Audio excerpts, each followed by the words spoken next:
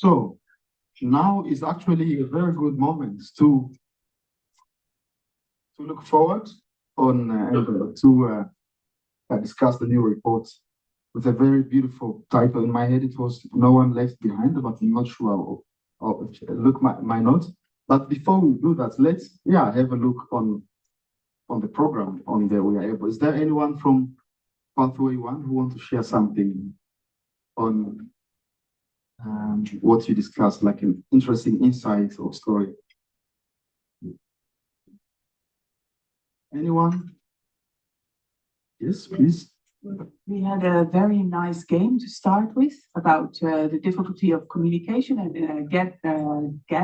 getting information. So we played a game where the information got lost. And as a main topic that very often people with disabilities in many communities do not access information, and with that are not able to participate. Gaming as a way of being inclusive. Yeah. And when it comes to the second pathway, anyone on PDs?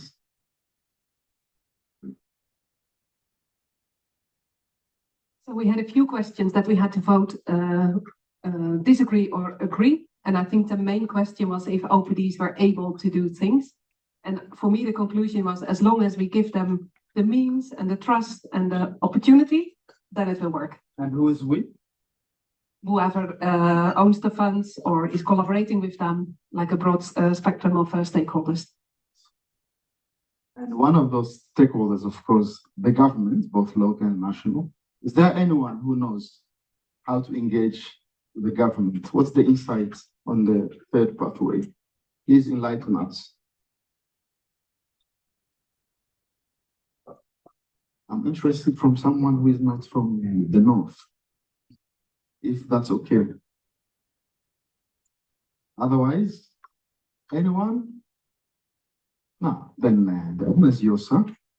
You. Yeah. Let me keep my power. Yes, that's so the short version then.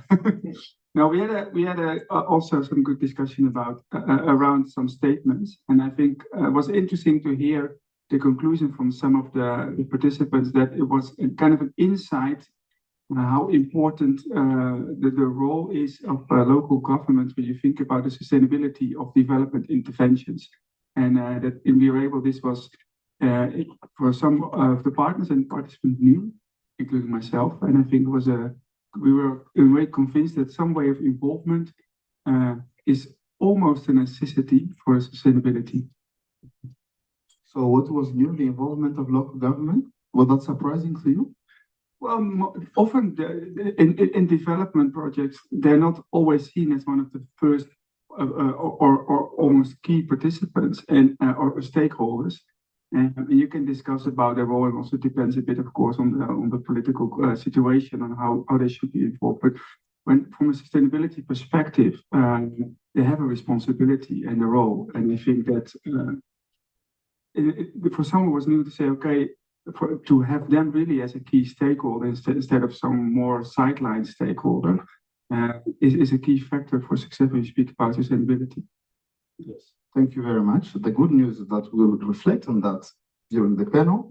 But as we understand from this session, so inclusion is not a given. So we need everyone, and we can do that through a game, for instance. So we need to reflect on our methods, and of course, do not forget the local government.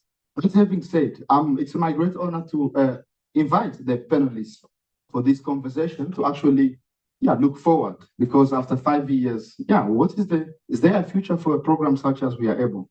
Now, we will discuss that, and we will develop insights, maybe present some recommendations to the very relevant stakeholders from the ministry who are with here today. So first of all, I'd like to indeed invite our ministry person, our civil servant, and that is, let me look, Mirjam Horstmeier. I did not see you. Mirjam? Yes. Can you give her one, please?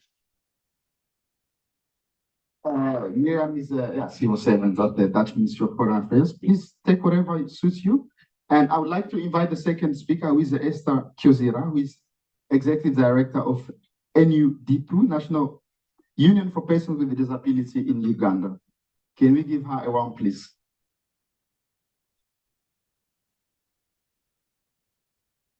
And meanwhile, our own Edwin Visser, the Director of ZOA. Please, a round for him as well. And last but not least, I think that was, Sophia Mohammed, of course, Country Director of Light for the World, South Sudan. Can you give her one? So I have to look at the time. There is an opportunity to engage in a conversation with you.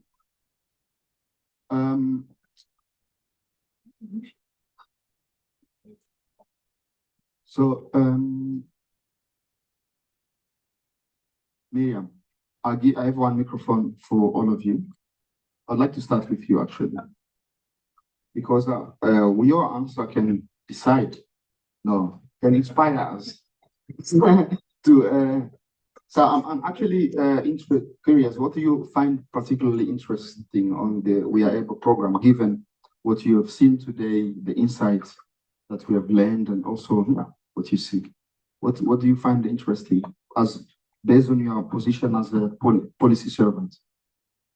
Good afternoon, first of all, and very honest to be here instead of other persons from the ministry. I've been working with We Are Able and also be able to visit Uganda and Ethiopia, so see it on what's really happening there. What I've found particularly interesting is the way they've been working and also strengthening OPDs and people with disability to speak up. If you look at the examples that were given in reports or the examples that we heard today, it is really the fact that people felt empowered or enabled to speak up and ask for their rights. So I think that's one of the strengths, and I'm really proud of that. The other one is also what came out today and also came out of the evaluation yesterday is the work with OPDs and in the meantime with local governments. I think the power of voices, which was the policy framework We Are Able was part of, was framed of strengthening civil society. But I think if you strengthen civil society and think that they can work it up without working with local governments, there is no win-win. And I think the fact that We Are Able, which is very unique for Power of Voices and for the rest of also with the Power of Women, all kinds of programs that were part of the strengthening of civil society. This was one of the uniquest of the programs, that there was this how do you call it? Working on both sides. So not only giving people with disability or enabling them to speak up, also from the other side listening. So I think that was a really strong point. And it's quite a unique program. Yes, and on that it's unique. And I always tell people that I'm meeting, that was very unique. Last point, and then I give it back the mic to, or give the mic to go ahead, is the shift of power. I think the way We Are Able really took steps to shift that power is also different from other programs that we have in the Power of Voices or in the Strengthening Civil Society framework. Really making the co-creation or the co-management of the consortium, but also having really budget available for OPDs or for local authorities. That was different than from others. So that was, for me, a very strong point. Thank you. I'm happy with your point. Could you please give your neighbor the microphone? Mrs. Mohammed, could you maybe reflect on this? What's your experience working with OPDs? Because as we understand, it's very important within this program, and I also understand in the future. Could you maybe tell your experience with us, and then later on we'll reflect on the recommendation? Okay, thank you so much. As it was said, We Are Able is one of the unique programs that we have in the 5 countries, especially working with organizations of persons with disabilities or OPDs under We Are Able. we have been exercising different activities, like, for example, organizational capacity of OPDs and supporting OPDs or working with them in the area of partnership and inclusion, in the area of advocacy and lobby, which enables them to stand by themselves and also to have one voice to advocate for the rights of persons with disabilities in the area of food security and livelihood. In the previous projects, I witnessed that OPDs are entitled to do advocacy and lobby, but in We Are Able, they are involved in food security and livelihood to make sure that what they gained from the We Are Able project, they will use it either to raise funds from international and national donors to make sure that the, let me say, food security and livelihood in their respective countries will be inclusive. Let me give one example in South Sudan. Most programs related to any, either it can be food security and livelihood, education or health, is managed by mainstream organizations. But they are not inclusive of persons with disabilities. So our initiative for the last years is to equip OPDs with different knowledge to make sure that they promote inclusive FSL or food security and livelihood in organizations programming, including government. Can you share maybe some of the success stories you are proud about? Okay, yeah, I still can talk about South Sudan.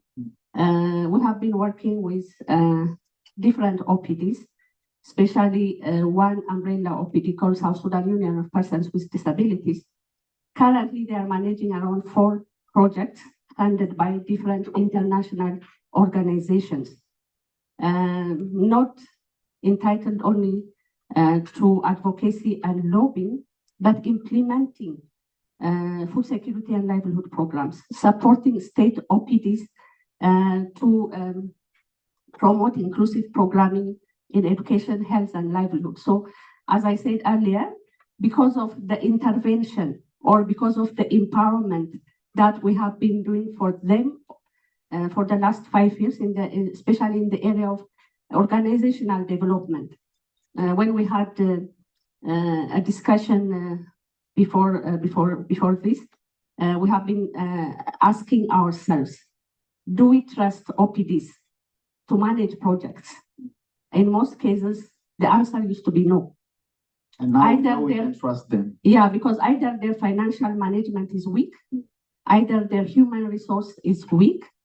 There's no trust from the donor community to give them some grants to implement.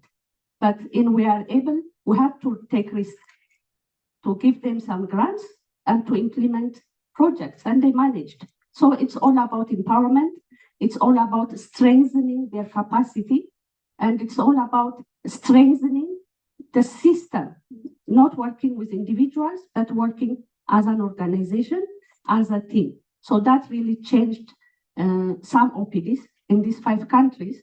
And currently we are seeing a lot of change, and I hope this change will also sustain. Yes, that's for your neighbor. That's some hopeful insight, as we understood. So really shifting the power, and it's really about taking this very specific lens, because the donor community can tend to exclude the OPDs. And yeah, I'm curious on the system from your neighbor from Uganda. Could you maybe share some insights on how it was for you to work with the government?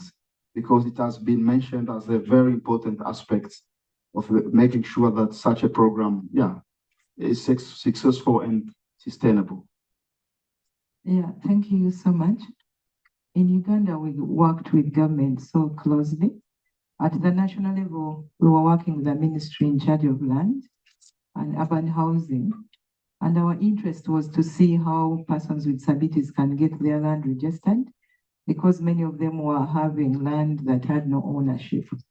And by the time we are closing, We Are Able, a number of persons with disabilities have gotten their land registered, but the ministry has also become sensitive that disability concerns. So each time there is any kind of review, DIPO and her members are invited to make input to the policies. For us, that is a sustainability measure. We know that even when we are able clauses, the ministry is aware that there are persons with disabilities who need to benefit from this.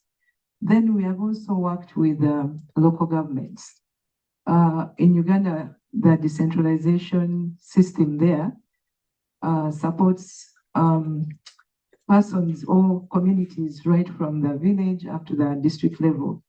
And a lot of enforcement of policies and laws is implemented at the local government level. And we had to ask each of the local governments we're working with to come up with a local inclusion agenda. And this agenda, the purpose was for them to begin prioritizing disability issues and see how to mainstream them into the local government plans and budgets. And this is working well, and we know that as part of sustainability, the local governments are following the sustainability agendas that were developed. This will help a lot in guiding them all the time on the disability priorities. Then lastly, we worked with the civil society organizations. And the purpose was to make sure that even where the OPDs are not, the civil society are speaking the same language of inclusion.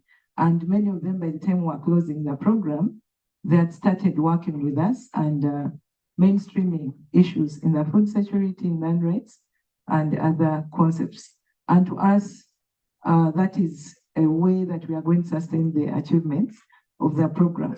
And then also community mobilization, making sure that even when we exit, the local governments are aware that persons with disabilities are there, because that is one challenge that governments always presented, that we don't see persons with disabilities. We don't know where they are, but we are able to mobilize persons with disabilities into these structures.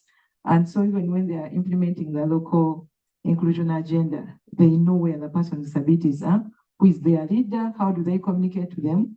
And to me, this was a great achievement. Thank you very much. So those are very tangible results, and also the importance of mainstreaming or consciousness, as our keynote speaker highlighted. Mr. Visser, as you listen to government perspective and your colleagues in Sudan and Uganda, I know recently you've been in Sudan as well.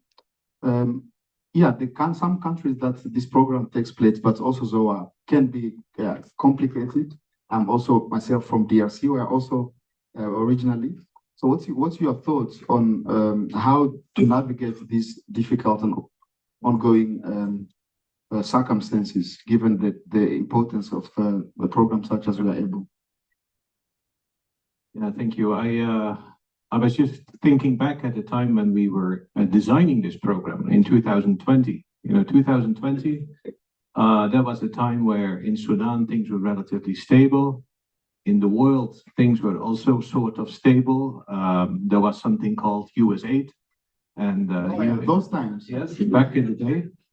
And even in the Netherlands, the EVNO budget that was available was relatively generous. On top of that, nobody knew what Corona was, other than a type of beer.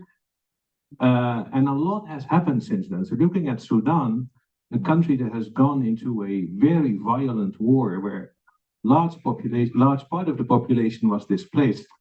So it took a great adaptation to really think of how can we still remain authentic to the vision behind this program, despite all these changes, even with an entire capital moving from one place to another.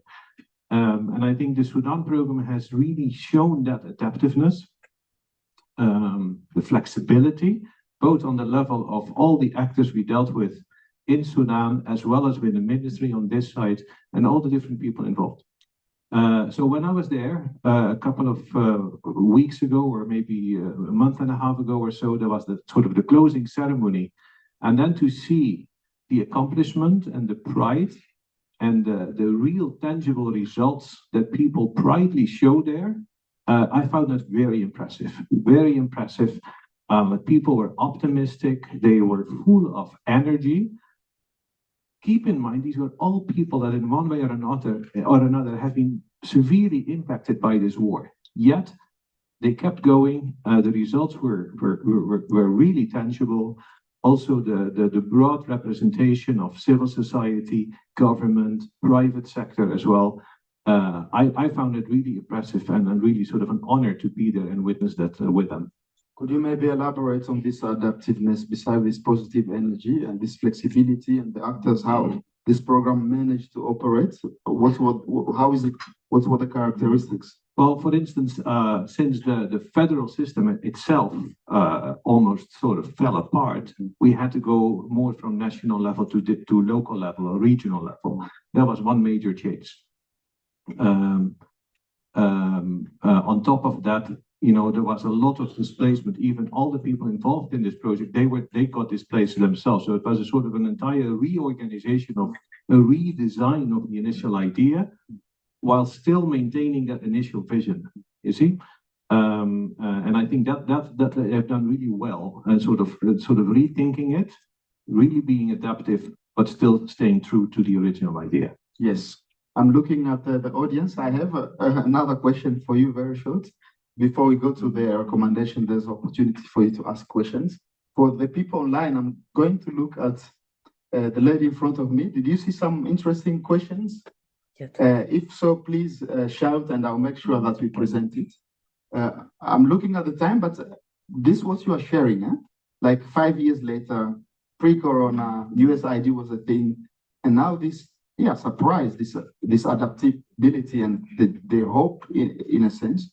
So what did you learn as a director of ZOA? And maybe to make this question even broader, what can we learn from Sudan and the countries that you operate in? And specifically, what can we learn from people with disabilities?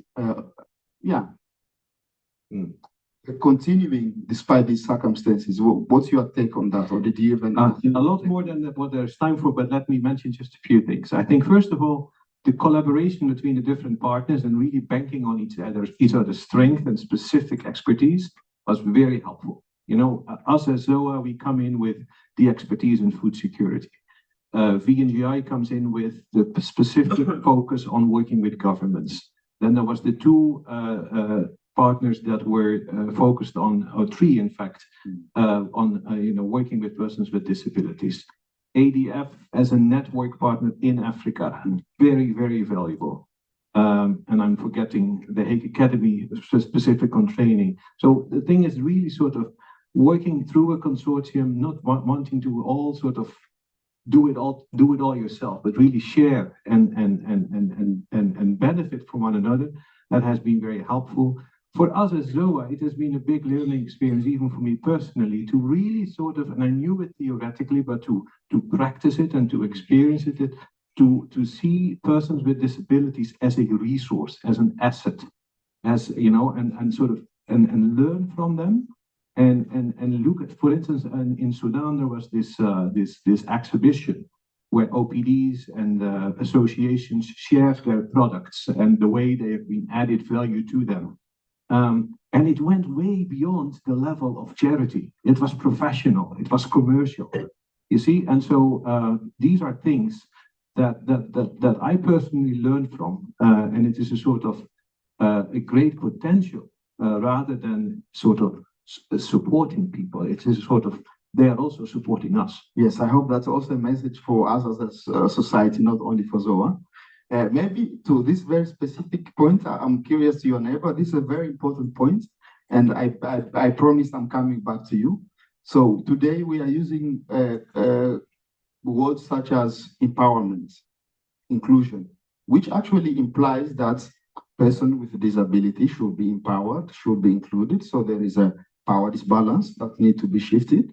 But what Mr. Visser shares very interesting, that maybe we can rethink on what we can learn from people with disabilities, that maybe they have some kind of values that we as a society as a whole need. What's your thought on that or reflection? Yeah, indeed. We need to change the mindset about persons with disabilities and their organizations. We could have been in a position of disempowerment some years ago, but following the UNCRPD ratification by many countries and the interest to ensure disability inclusion and the learnings we have seen, and we are able, a lot can still happen and a lot is happening.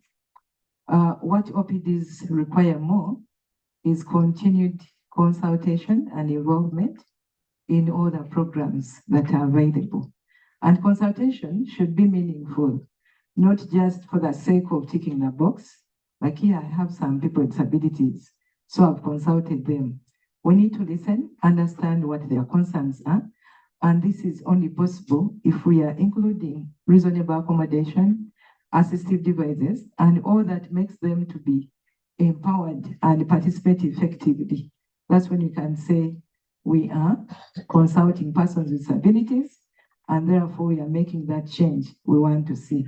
Then secondly, we know that different stakeholders, including INGOs, government, Ministry of Foreign Affairs, are coming up with different programs. And our interest is to see if we have trust in OPDs, then is it possible that we can now promote the twin track approach of ensuring that we mainstream them in the existing programs, but again, we think about designing special programs that can help them get to the level that we can now confidently say they can manage finances, they can manage human resource, and they can do so many things. Or become presidents, for instance. Yes, that other CSOs are doing. Because if we don't invest in this, then we may be doing a disservice to OPDs. And I think this is achievable. Then lastly, I still think that we need to deliberately, intentionally plan and budget for persons with disabilities in all that we do. That is how we are going to achieve the full inclusion and empowerment that we wish to see. Thank you. Thank you for this elaborative answer. And to you as well, can you maybe elaborate on this untapped potential of people with disability? Okay, thank you so much. When it comes to working with organizations of persons with disabilities, especially as an international organization, what was mentioned by the ZOA director is really true, because as a consortium, we can achieve a lot because we have different expertise. And that's why we managed a huge success in We Are Able. So when it comes to OPD strengthening, I think we need to start exercising shift of power and localization. And we need to also stop excuses like OPDs cannot do ABCD. We have to make sure that we build on what they have. So instead of undermining their capacity, we have to make sure that we take risk and strengthen their capacity so that they will be seen as other civil society organizations. This is what I learned from We Are Able. And at the same time, if we include them in our programming, it will be a plus for organizations like Light for the World and others, because if we include OPDs from the start of or from the design of a program, it will increase the accessibility of that program. It will also increase the visibility of our program because we are involving people who can share their lived experience. So OPDs can do better, and they can do also more if they are given opportunity. So as organizations, even I am also appealing to Ministry of Foreign Affairs in the Netherlands to include disability inclusion in humanitarian action.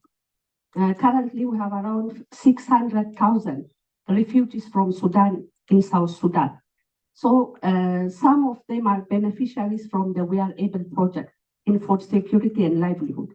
So OPD's advocacy and lobby also has to be designed to make sure that not only in development, not only in advocacy about their rights, they also need to advocate for the rights of refugees with disabilities. So let us give them opportunity to make sure that they achieve more. Because at the end of the day, the slogan says, nothing without us, about us. So they have to be at the center of our project. Thank you very much. I tend to come to you, but I'll come later. I think we've heard some very interesting recommendations, but I'm curious, is there anyone who has a question or a thought, something to add, something that you really missed, like this conversation is not... Should I come there? Our keynote speaker want to say something? And anyone else? Over here? Thank you. I would have a question to Ms. Horstmeier from the Ministry of Foreign Affairs. My name is Peter Danko. I was a former We Are Able officer. We have heard a lot about the development and capacity building of OPDs benefited by your professional program. I wonder to what extent has your ministry benefited from We Are Able? And allow me to go further than the triple nexus, be it the humanitarian angle, the development angle, peace building, advocacy. I would like to talk about business. I'm busy currently setting up my Besloten Vennootschap Dutch SME with a very strong disability inclusive agenda. I would like to introduce a labeling system focusing on people living with disabilities along the entire value chain in Africa's agrarian sector. And imagine something like a fair trade-like labeling system supporting producer organizations, farmers who include people living with disabilities. So when I go hand in hand with my Ethiopian leprosy partners, I had the honor to visit in Dire Dawa or Harare a couple of years ago, who were setting up an SME. And I go to the embassy and I ask about Invest International, your government agency providing capital, or the Dutch Good Growth Fund. To what extent will they be willing to support disability inclusive business as a Dutch-Ethiopian joint venture to empower people living with disabilities and a little bit relinquish the grant-based model, turning towards business-based solutions? So are you asking how you can get funding from the government? Yes. It's good to know. Because your question started interesting. How can you benefit from people with disability? And I would like you to reflect on that one and maybe your thoughts on the second point. Do you have a cash for these interesting models? Are you make sure that they are included in the programs? That's my work to translate. I'm looking in the back of the room because my director just entered and maybe he's more in position to answer this. But from a broader point of view, I will try to. What we learned from We Are Able is, I think, the importance of inclusion, which was part of the Power of Voices anyways. And we learned also the importance of working with local authorities. I think these are two things that we really learned as a ministry as well. Could you elaborate on that, what that exactly means, on those points? What means the importance of inclusion? You said you learn from this program. Yes. Well, how it is made possible and how we can talk about working with civil society in broad way. Within We Are Able, we're really looking into civil society of people with disability. Very specific. Which is possible, and it's seen that it's possible. And I'm very proud that so many OPDs were empowered to be able to speak up. And I hopefully we will see them popping up in different programs that we will all and working with the embassies that are in these countries. So yeah, that's what we learned. Yes, very good. And this, for me, a good bridge to my question to you, given that we are at the end of this program, and also, what you said, what you learned, we understand very specific lens can have an added value, and this program demonstrated that. What are the implications? Maybe your director has an answer, but what's the implication for the future of programs such as We Are Able? What can you tell us about this, what you discuss and plan at the ministry? Yeah. Well, as you know, the whole Strengthening Civil Society framework ends in 2025, which had an opening for inclusion. But we will certainly continue working in water, health, and food security, which are the three big sectors we're going to work in, with people that are most in need. And that includes also people with disability. We will continue working with civil society, with UN organizations. We will continue with private sector, and with knowledge institutions. So there will be room for people, for organizations of people with disabilities, or at least their voice. Yes, and maybe there will be like an entrepreneurial angle. So let's make sure we have the conversation with the director at the end. So anyone with a question or a note? Yes. Let me just. Thank you so much. I am not comfortable with this. No. Thank you so much. This goes to Horstmeier. When we were doing a closeout meeting in Uganda, we posed the same question. What next after we are able to the head of corporation? And he told us there was a call that was coming out soon from the Netherlands and from Ministry of Foreign Affairs, which came out shortly after that. And yes, people are responding to it. But is the ministry thinking of ensuring that one of the tick boxes can be to follow up on the we are able countries, where we can see the results being followed out, see that results are sustained? What do you think about it? So I like this. This become an interesting lobby. So is it yes or no? There is a possibility within FemFocus, because you're mentioning FemFocus now. There is a call for proposals that is out on the moment for 3 different gender programs, if you want to phrase it like that. We can't assure that it will continue in the 6 countries where we are able is active, because it depends on the proposal that will be sent to us and that we will select. And there we can't say anything about that. You have to ask me again by the end of April or May next year. Yes. I'm very sorry about that. No, that's clear. I would like to, if it's not an advocacy question directed to the ministry, please, 1 of 2 questions. I'm going to collect them, and then we will formulate the recommendations. But in the questions, I'm also hearing some recommendations already. So, sir, what's your question? To who is directed? It's for Esther.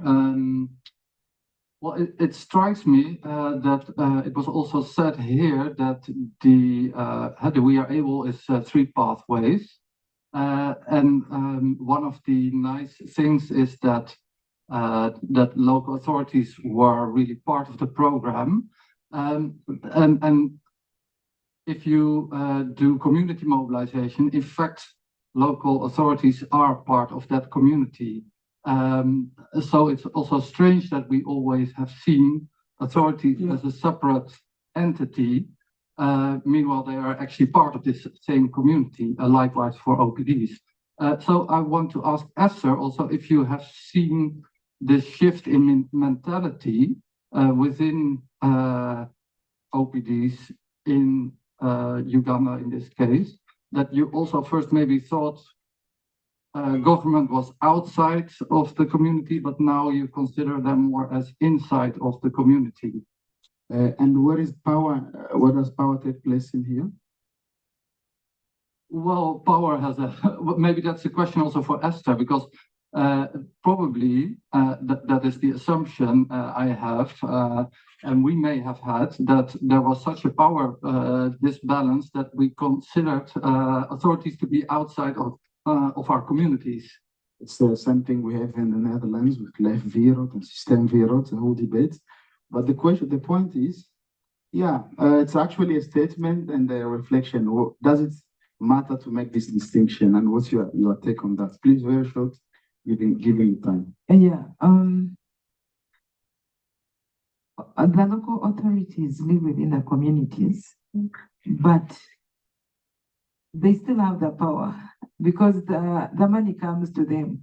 It doesn't come to the community or to the individuals. And that's the reason we had to engage them and show them that persons with disabilities are here, their structures are here, and we want you to work with them directly. By the time we are closing the project, we see there's a shift also in their understanding of how they should work with the OPDs and the persons with disabilities, which was not there before. Because previously they were on the other side and organizations of persons with disabilities were on the other side.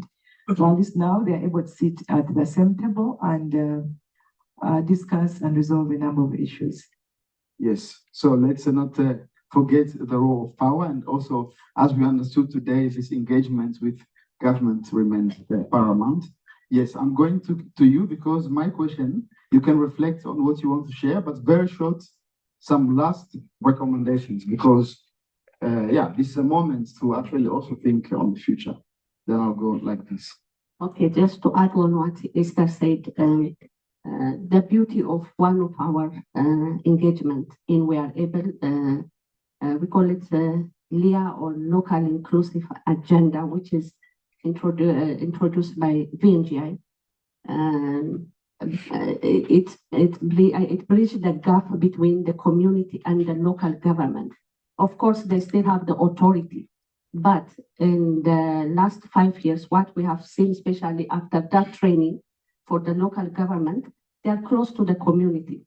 Now they can listen better than before.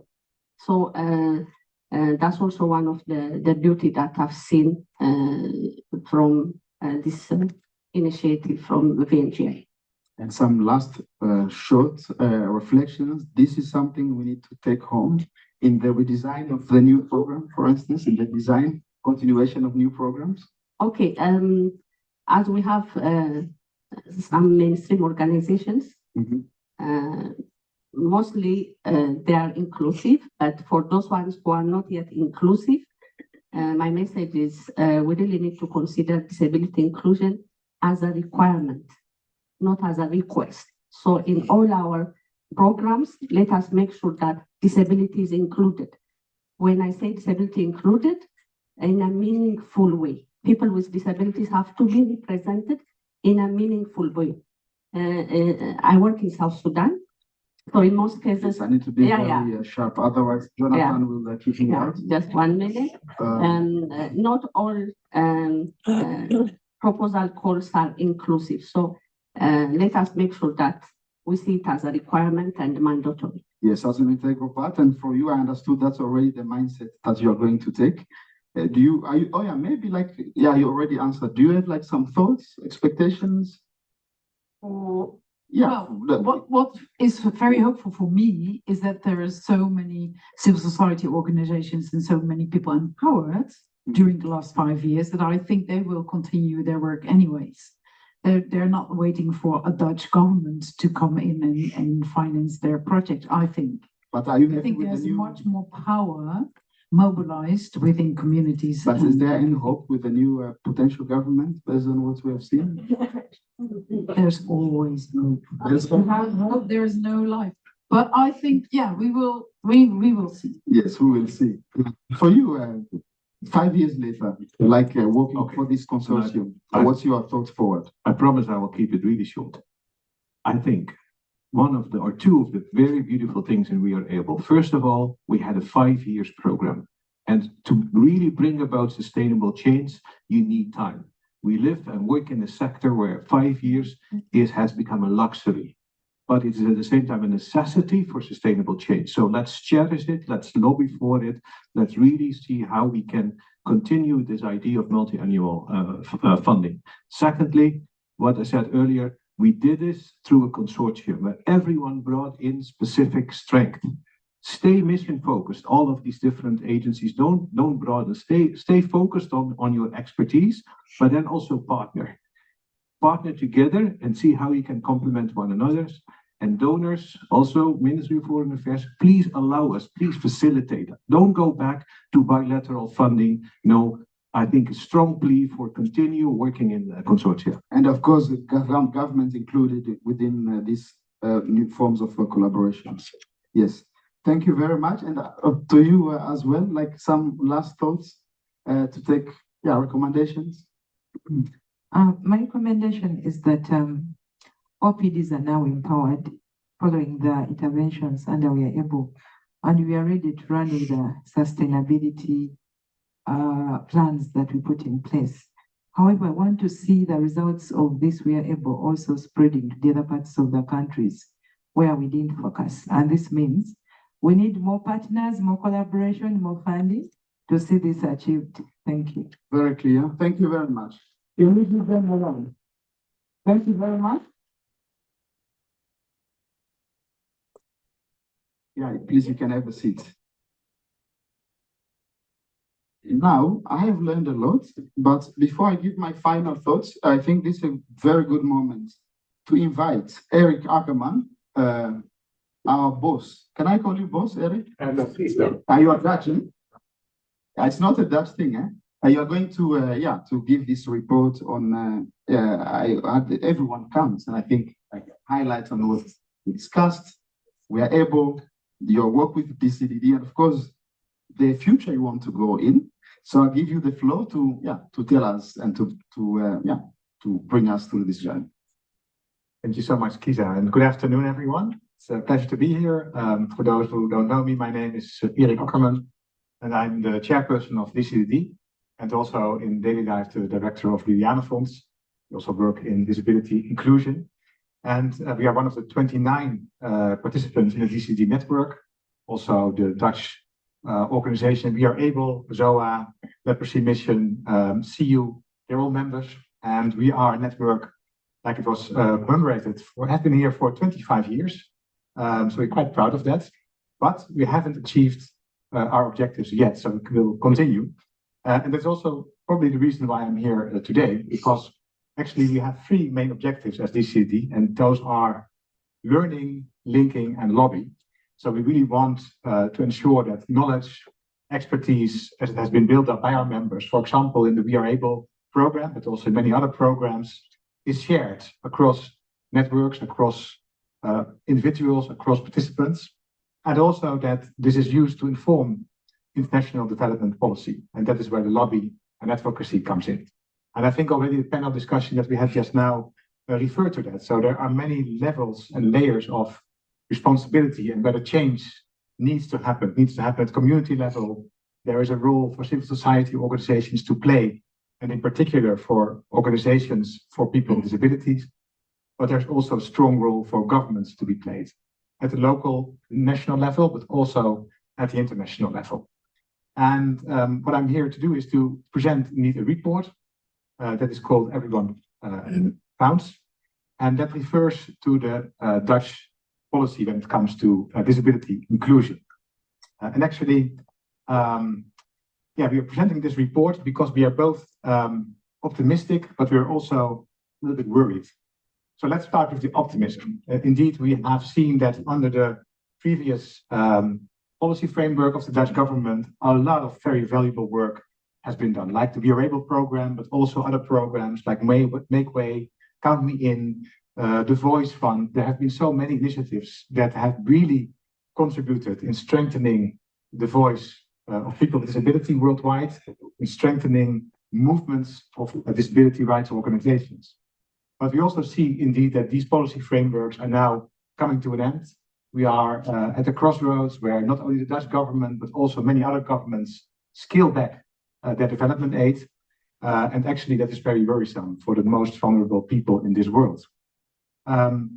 We also see, even though there's optimism, that many countries have ratified the UN CRPD and UN Convention, but they don't really live up to their responsibilities and expectations. And that's also why we are worried, because we see that, that's also what is outlined in our report, that the structural attention in the policy and in the strategy of the Ministry for Disability Inclusion is still lacking. So there are programs, there are initiatives, but there is not yet a structural policy.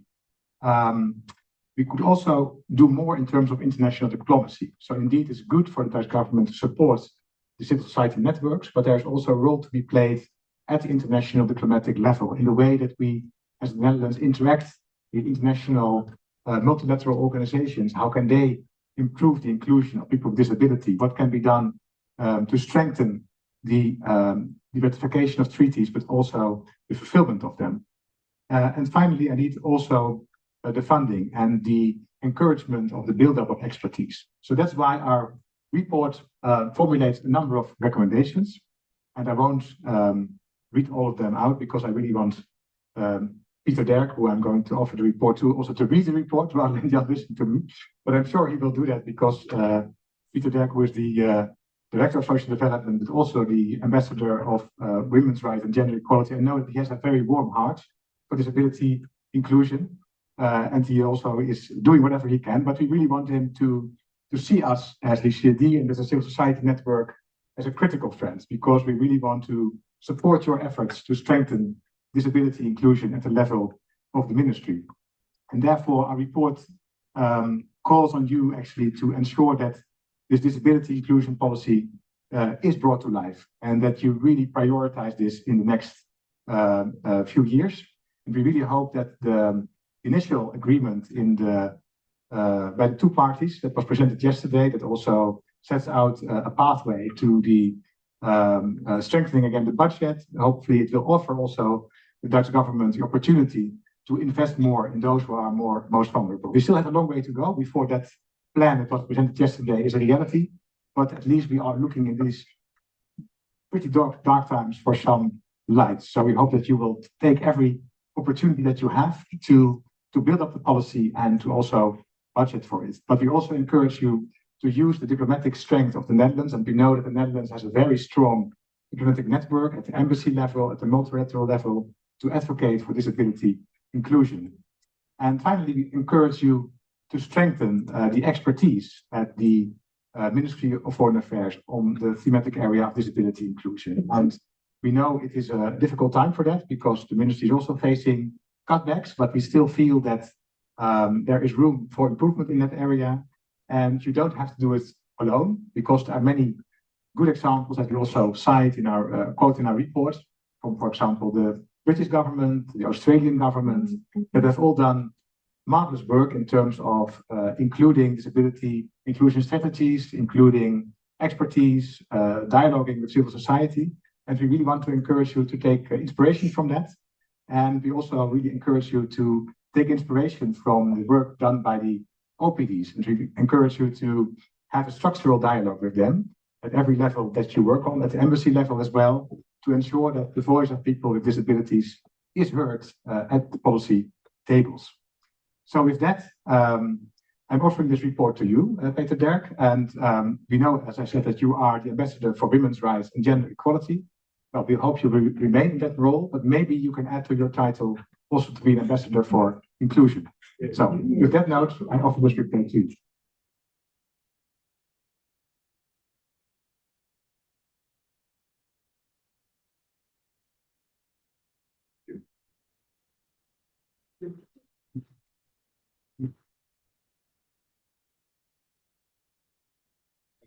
Thank you, Eric, and I need to use this one.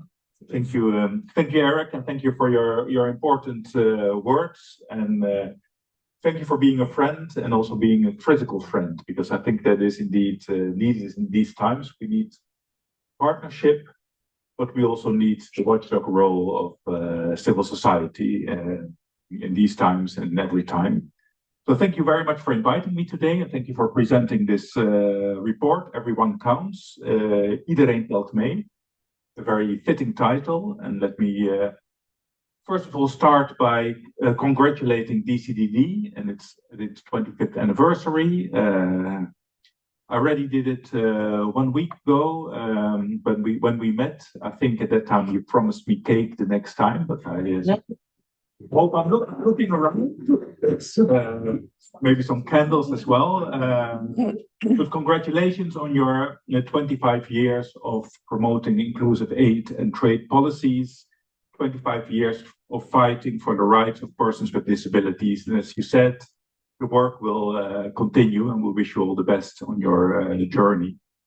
And let me also express my appreciations to all the We Are Able partners here in the room. Not only for what I understand, and I've seen the last part of it, a very inspiring and insightful session on food security, about food security and persons with disabilities, but also for the partnership of the last 5 years with our ministry. And Mirjam talked about that in the panel, what it has meant for us. Your dedication over those years has led to many results, concrete results, in often challenging circumstances. When I entered, you were discussing Sudan, also in DRC, in Ethiopia, and other countries.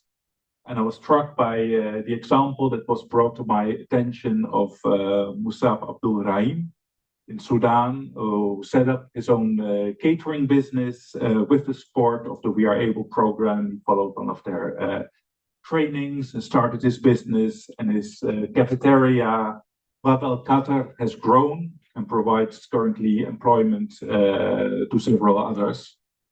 And he not only did that, Musab did much more, and he also became an advocate for people with disabilities in a very difficult context.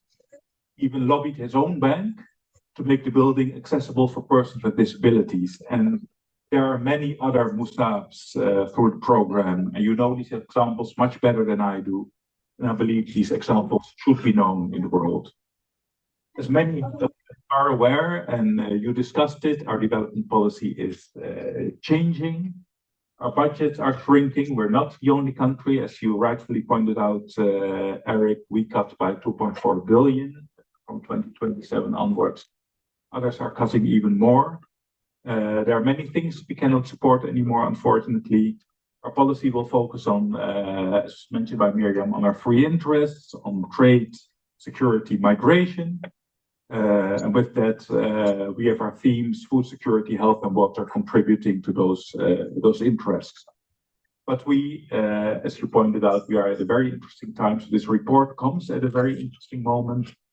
With the cabinet formation at the ministry, we're receiving the new parliamentarians who are going to be dealing with development cooperation for the coming years. We don't know how many years, but hopefully the coming 4 years. So we'll have a conversation with them. First one is ministry. Currently in our policy, we will remain with 2 cross-cutting themes: gender and climate.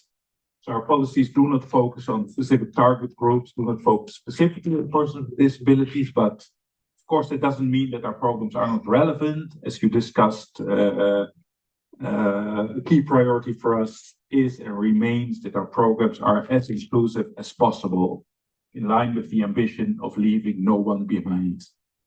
And to make that ambition more concrete, we held a very good workshop last week, where the DCDD experts met with ministry officials working on the themes on food security, water, and health, sharing their knowledge, strengthening our capacity on how to make our programs more inclusive for persons with disabilities, as a concrete follow-up of the parliamentary motion of Cedar and Bemanga. So I hope these meetings like this, and I hope we have other meetings like this, help to make our future programs more inclusive for all. So everyone counts. A very powerful message of this report, and a message that is enshrined in the Universal Declaration of Human Rights, is enshrined in the Sustainable Development Goals. And this report, Everyone Counts, will offer us valuable insights. I will read it, of course.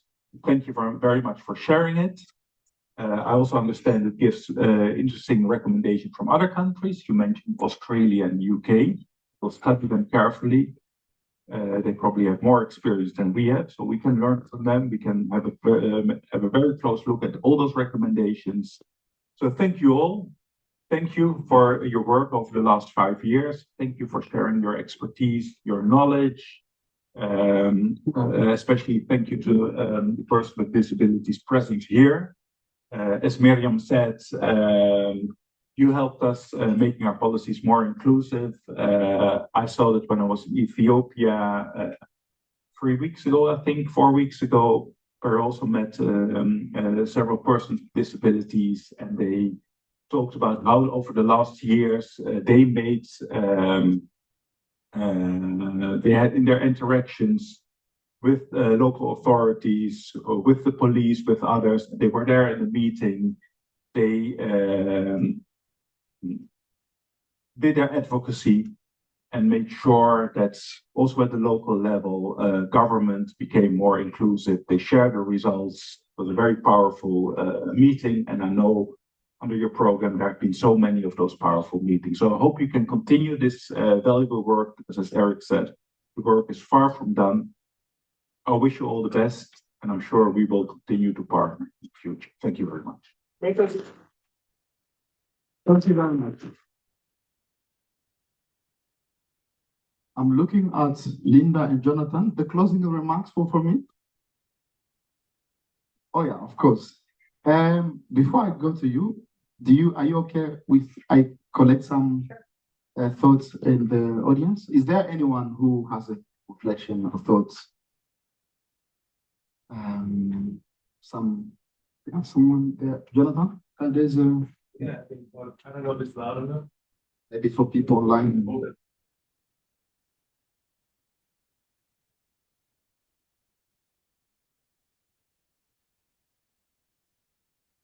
That's it.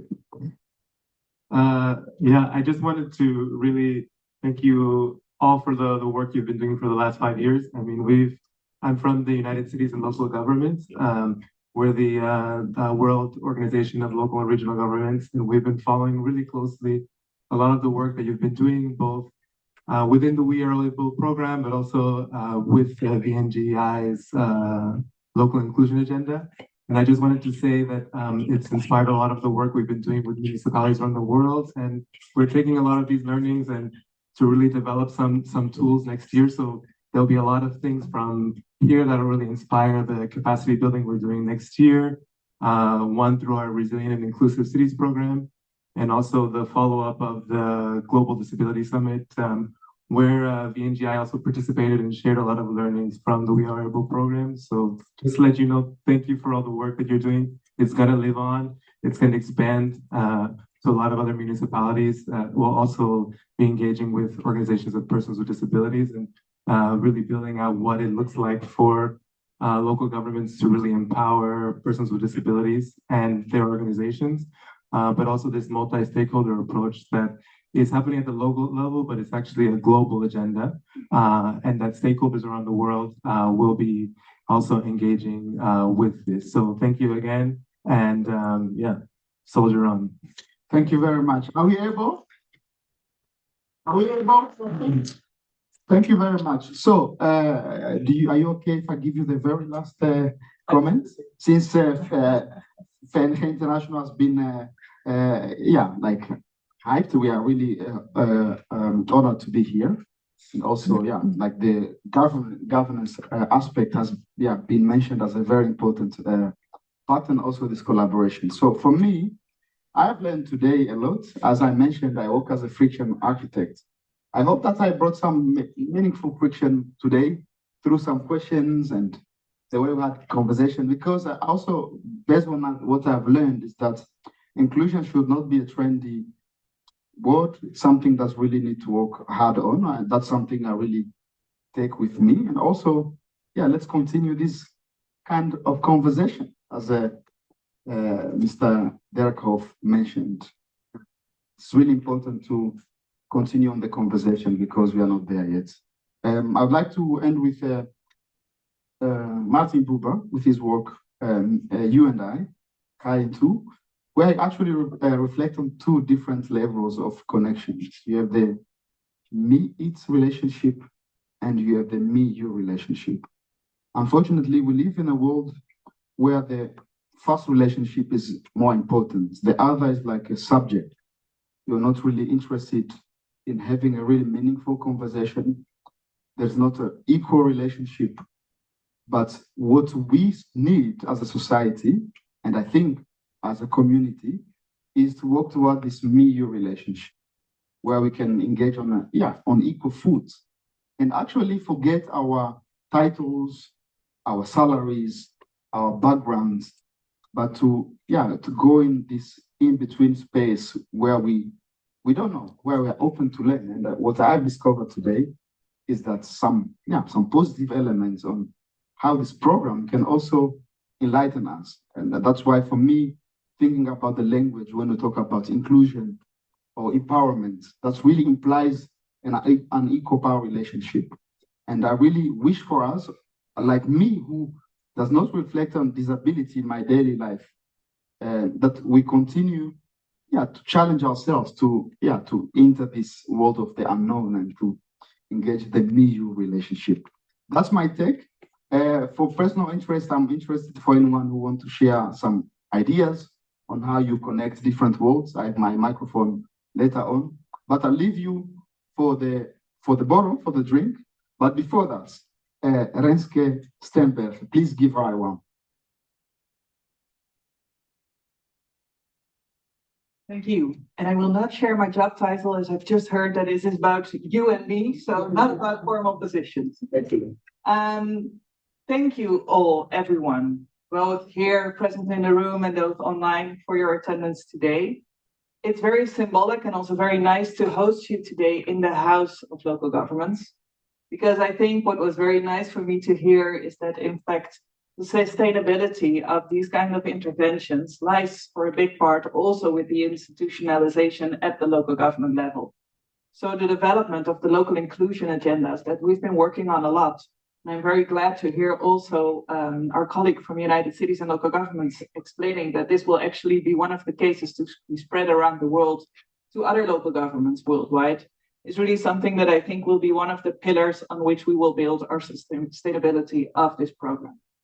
And it was very interesting for us to work in this consortium, as it was already mentioned, with both the civil society organizations and the local governments, strengthening them both from their own roles and responsibilities, strengthening the civil society organizations to amplify the voices of the people with a disability, strengthening the local governments to be able to respond to their mandate, their legal mandate, to serve their citizens on a daily basis with all the service provision towards their inhabitants.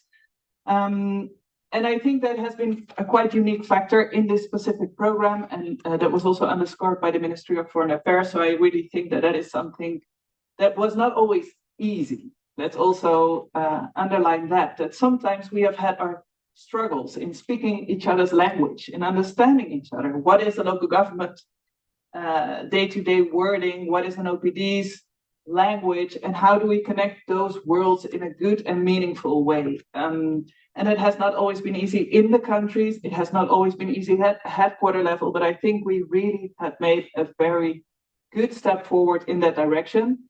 And it was really nice for me to hear also over the last couple of days that it was really also recognized that now, instead of seeing local government as officials, they're now seen as partners. And I think the other way around, it goes the same.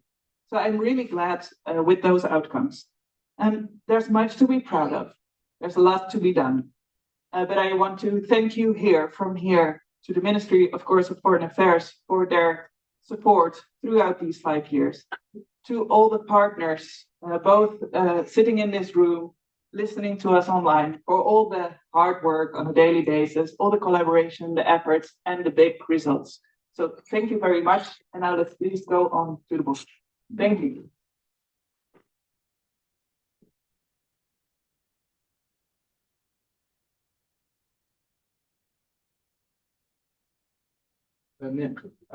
Apparently, you will only stand when I have the last words. I would really like to thank our keynote speaker. Please give her a round. Our panelists, of course, the government and all the partners and all of you. Thank you, and please let's have a drink.